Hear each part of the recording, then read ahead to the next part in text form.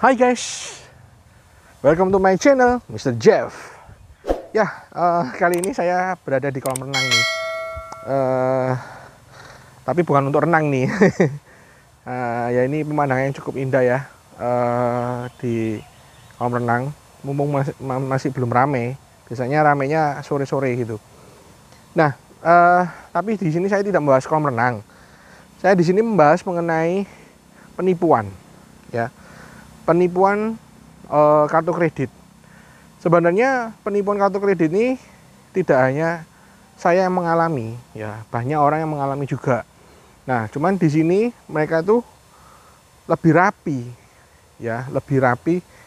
Istilahnya menipunya itu lebih rapi, ya. Ini memang ada kapan hari sempat beredar seorang dokter, ya kan, HP-nya dimatiin. Selama beberapa menit uangnya sudah terkuras habis.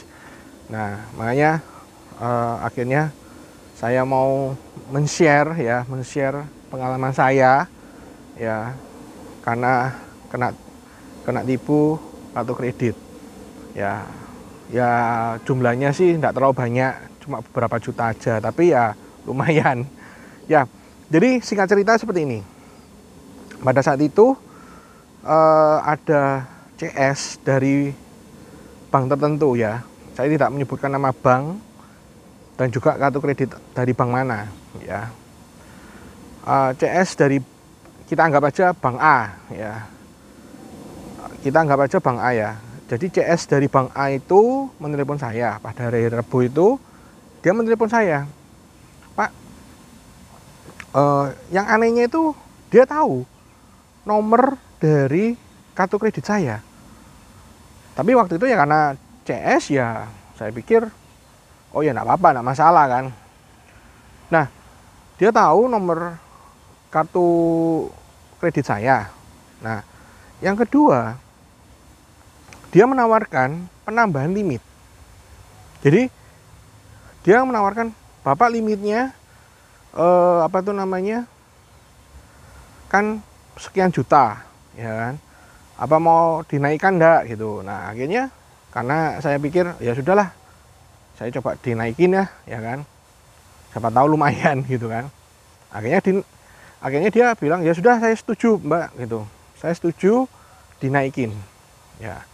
Nah, dia telepon ke saya bahwa besok itu akan ada analis yang telepon. Nah, analis yang telepon. Ya udah dong. Saya pikir yang pertama CS-nya yang telepon, analis yang telepon, ya saya pikir enggak ada curiga sama sekali.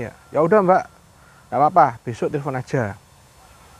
Nah, waktu itu setelah selesai pembicaraan dengan si mbaknya itu, akhirnya besoknya saya ditelepon oleh analis. Ya, analisnya ini cowok.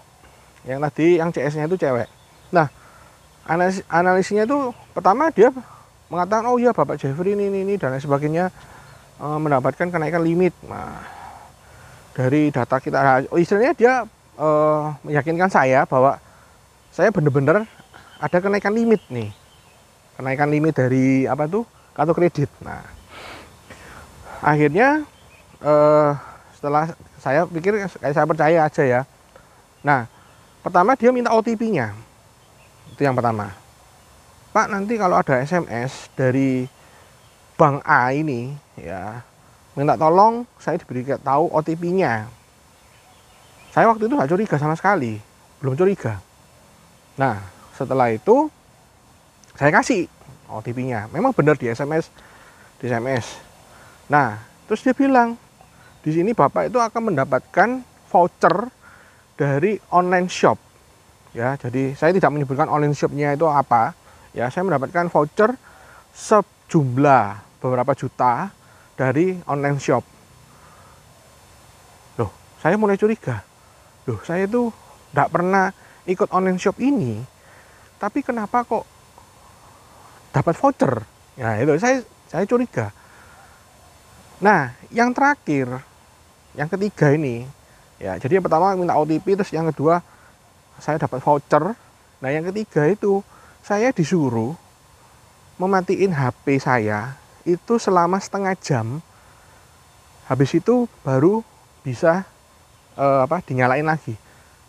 Dari situ saya menyadarin bahwa ternyata saya kena tipu. Ya, akhirnya saya marah-marahin orangnya, istilahnya ya sudah memakai, ya kan. Dia sudah memotong dari kartu kredit saya. Akhirnya saya lapor ke bagian pengaduan dari Bank A itu. Saya lapor bahwa saya terjadi penipuan dan lain sebagainya. Akhirnya disuruh nunggu 1 minggu. Oke, saya sudah nunggu 1 minggu, saya telepon lagi. Ternyata dari pihak Bank A itu mengatakan bahwa ini kesalahan dari Bapak gitu kan. Oke, memang kartunya kita blokir supaya orangnya tidak bisa pakai lagi, ya kan, atau tidak bisa gesek dan lain sebagainya lah, istilahnya seperti itu.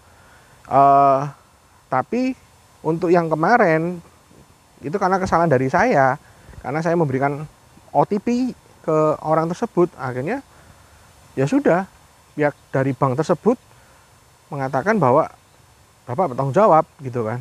Ya udah, karena saya memang yang salah, ya kan. Akhirnya ya saya sudah pikir ya udahlah, daripada ceritanya panjang dan lain sebagainya, akhirnya saya cicil lah kartu kredit tersebut, ya. Jadi cuma saya sampaikan ke CS dari bagian pengaduan Bank A itu, kalau bisa penipu-penipu itu juga harus ditemukan. Karena apa? Memang kita nasabah ini kan merasa dirugikan kan. Uang kita tidak make, kita tidak apa, terus terkena potongan seperti itu gitu loh. Jadi kalau bisa dari pihak bank juga harus lapor polisi untuk diusut. Ini siapa yang bermain di dalam bank itu, gitu loh. Jadi saya sempat ngadu juga seperti itu, tapi ya sudah, karena memang yang saya salah, saya akhirnya membayar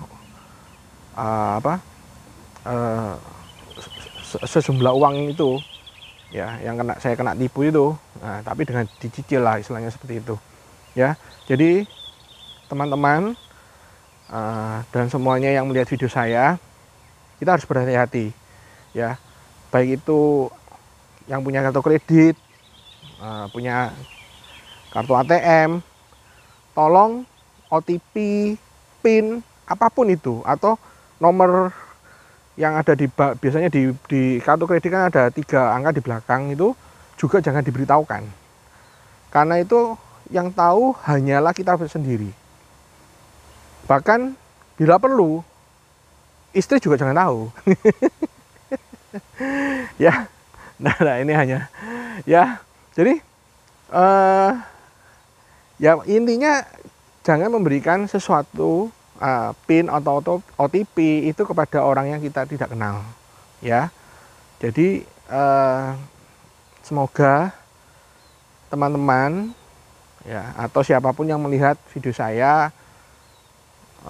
di sini hanya men-share pengalaman pribadi saya, ya, agar tidak terjadi lagi, ya, apapun itu, baik di telepon CS kek, atau di telepon analis kek, atau apa, banyak lah sekarang orang yang ngaku dari Bank A, CS dari Bank A, analis dari Bank A, seperti itu, ya. Yang penting itu jangan sekali-sekali kita memberitahukan OTP atau PIN dari kartu kredit kita atau ATM kita. Karena kalau sudah orang lain tahu, pasti akan dipakai. Kalau itu orang yang tidak benar, ya. Jadi sekali lagi, saran saya,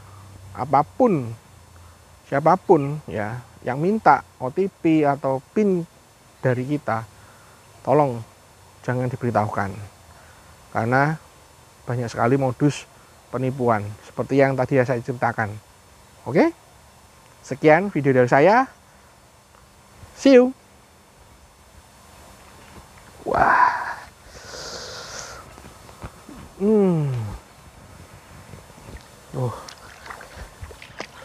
Uh.